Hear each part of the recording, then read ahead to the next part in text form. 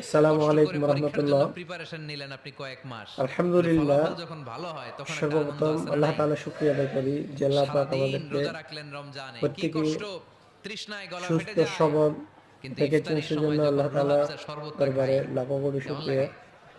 একটা আনন্দ কারণ আছে না আল্লাহ নাই? তাআলা বলেন, এজন্য আল্লাহ বললেন, যে ব্যক্তি আবার নিয়ামত পেয়ে "ফাইন্না নিয়ামতের মা'আল শুকরিয়া করবে, উসরি আমি তাকে ইউসরান, তার নিয়ামত বাড়িয়ে ইন্না দিব। মা'আল আর যে ব্যক্তি উসরি নিয়ামত পেয়ে ইউসরা।" নাশুকরি ও করবে, আমি নবী, তার থেকে নিয়ামত কষ্টের ছিনিয়ে দিন নিব। মক্কায় অল্প সেজন্য কিছু আমরা দিন, দিল থেকে মদিনাতে শুকরিয়া আদায় আনন্দের করি দিন অপেক্ষা আলহামদুলিল্লাহ। করছে।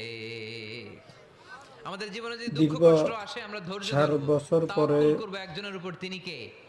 কারণ আমাদের আমরা মাঝে বিশ্বাস করি আবারও কষ্টের দিন ফিরে এটা এসেছেন চিরকালের জন্য নয়, সামনে ডাক্তার আনন্দের দিন মিজানুর আমাদের রহমান জন্য আল সেট করে আজহারি। রেখেছে কে?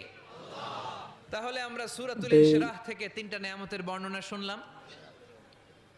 বিশ্বনবীকে আমাদের কি সান্ত্বনা মানে দেয়া হলো সেটা শুনলাম। এবার যারা দুইটা ইসলামিক গাইডলাইন শুনে মাইন্ডের তাফসীর যারা আমরা আছেন, শেষ